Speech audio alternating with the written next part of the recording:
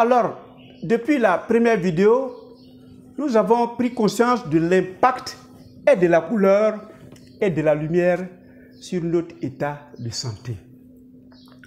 Mais en quoi, pour ceux qui sont déjà malades, la chromothérapie peut aider à la guérison?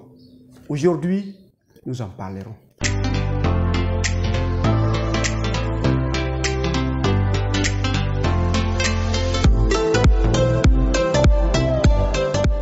Bienvenue à Objectif Santé, votre chaîne de bien-être qui vous permettra de découvrir que les phénomènes ou les éléments autour de nous influencent aussi notre état de bien-être.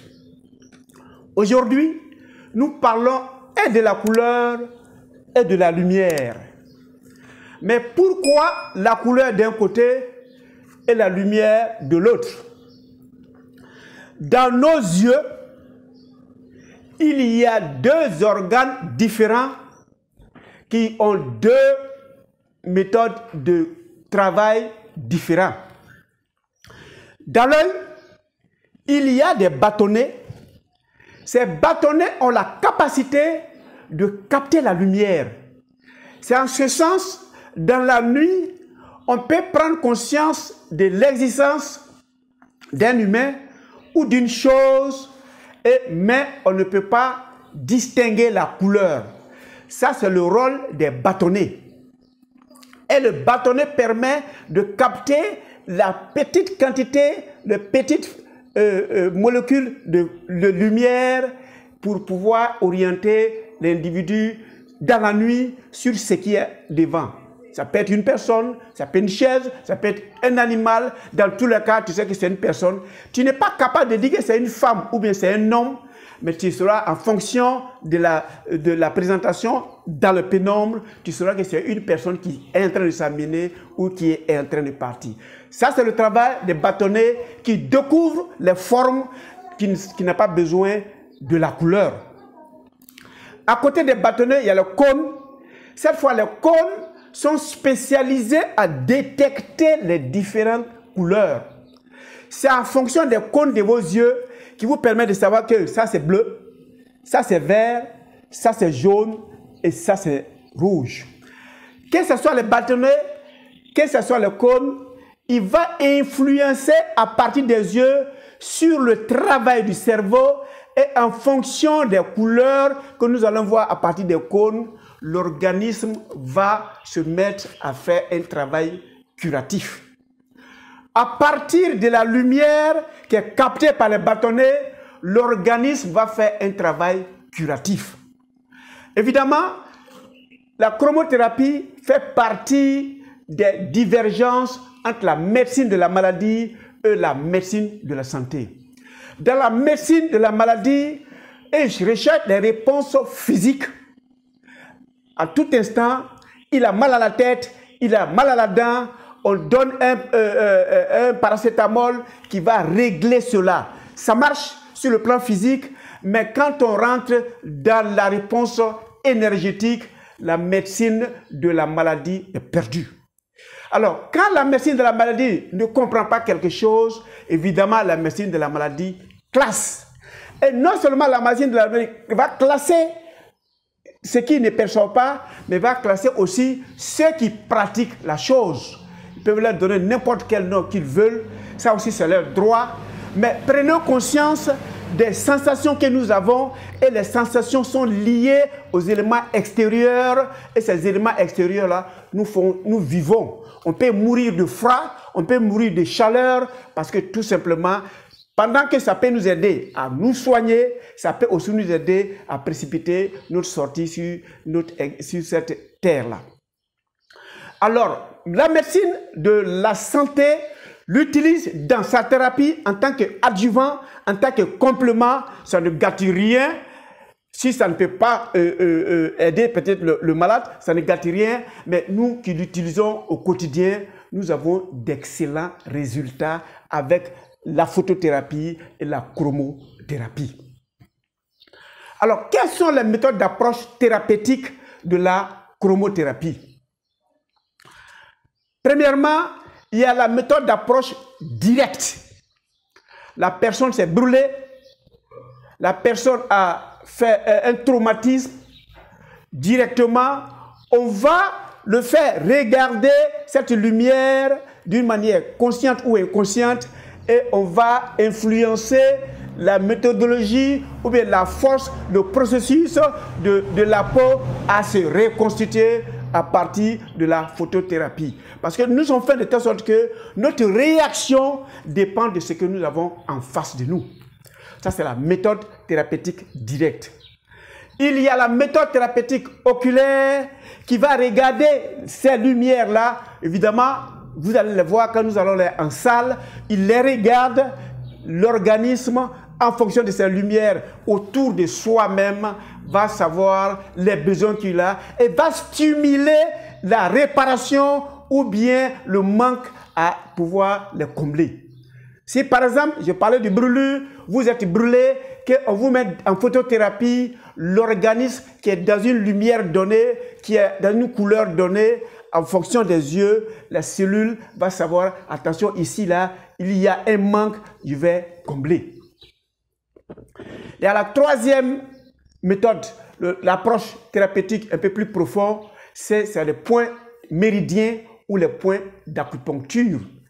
Lorsque nous arrivons au point méridien, ça veut dire que notre malade même a perdu toute sensibilité. La chaleur ne lui dit rien, la fraîcheur ne lui dit rien, la sécheresse de la peau, il n'en est pas sensible et l'humidité autour de lui, il n'est même pas conscient. À partir de cela, il faut réveiller ses sensibilités parce que l'homme ne peut pas vivre en dehors de ses sensibilités.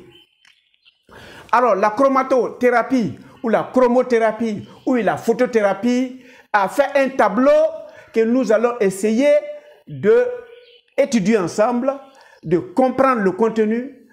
Mais avant de parler de ce tableau, je demande à ceux qui viennent d'arriver pour la première fois, ça ne coûte absolument rien de s'abonner en cliquant sur s'abonner et de cliquer sur la cloche afin d'accepter les rappels pour dire que Docteur Nature vient de mettre en place une nouvelle vidéo que vous devez visualiser.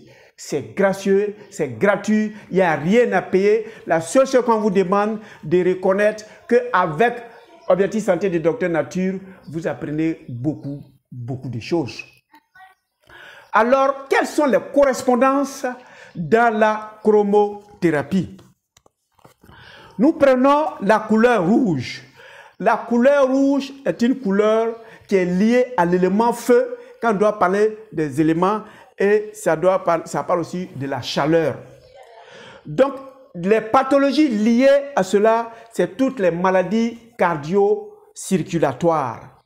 Les hypertensions artérielles, les hypotensions artérielles, le problème inflammatoire existant.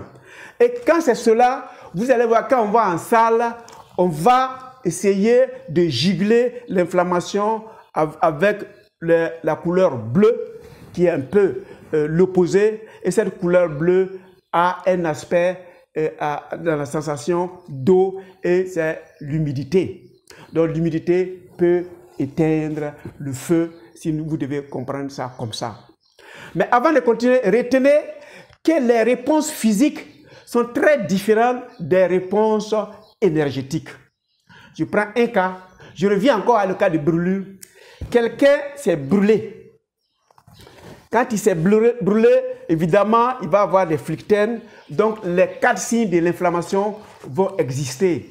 Il aura la chaleur, la rougeur, la douleur et la tumeur. Ça, c'est les signes physiques de l'inflammation. Mais si on doit aller en salle pour la chromothérapie ou la photothérapie, vous allez voir qu'on va réfléchir autrement. Parce que quand quelqu'un s'est brûlé par le feu, par n'importe quelle chose, l'épiderme est détruit. Et il va commencer à perdre de l'eau. Et comme il commence à perdre de l'eau, on va essayer de racoler de coller les choses, de réparer les cellules gâtées, cette fois avec la lumière même rouge qui doit exprimer dans l'état physique l'inflammation. Mais quand on va en salle, vous allez réaliser que c'est cette lumière qu'on va utiliser et c'est cette couleur qu'on va utiliser pour soigner. Deuxième, il y a la couleur jaune qui est encore une couleur chauffante, mais c'est une couleur qui va démontrer la sécheresse, qui va montrer la déshydratation, les peaux sèches, ainsi de suite. Alors, quelqu'un qu'on va découvrir qu'il est déshydraté, on va juguler cela avec la couleur verte, qui est une couleur de régénération, qui est une couleur qui permet à l'individu de revivre, de reconstituer les cellulaires en faisant la photothérapie et la chromothérapie. Et la couleur verte, évidemment, est opposée à la couleur jaune et on l'utilise dans le cas d'hématomes, des thromboses, des phlébites, etc. Et quand il y a ce cas de figure, on va essayer d'aspirer cela en accolant, par exemple, l'argile qui est la terre qui va extraire cette quantité d'hématomes. Donc, la couleur jaune va intervenir dans la chromothérapie et la couleur jaune aussi va intervenir dans la photothérapie. Pour terminer, c'est la couleur bleue.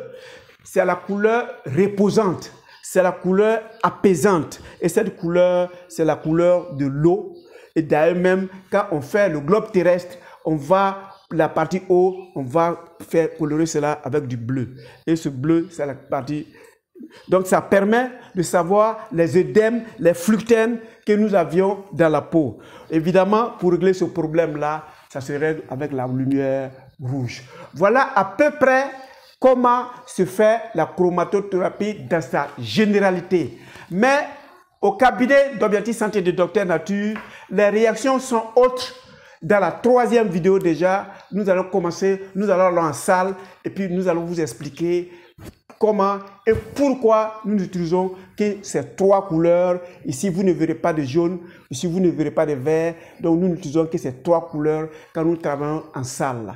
Merci de votre santé d'écoute. Retenez que l'objectif de Dr Nature, c'est votre santé, surtout votre santé à partir des couleurs que vous utilisez, à partir des influences de la lumière que vous recevez, vous pouvez vous soigner et vous porter excellemment bien. En attendant qu'on se voit pour la troisième vidéo, je souhaite que vous portez excellemment bien et nous sommes ensemble.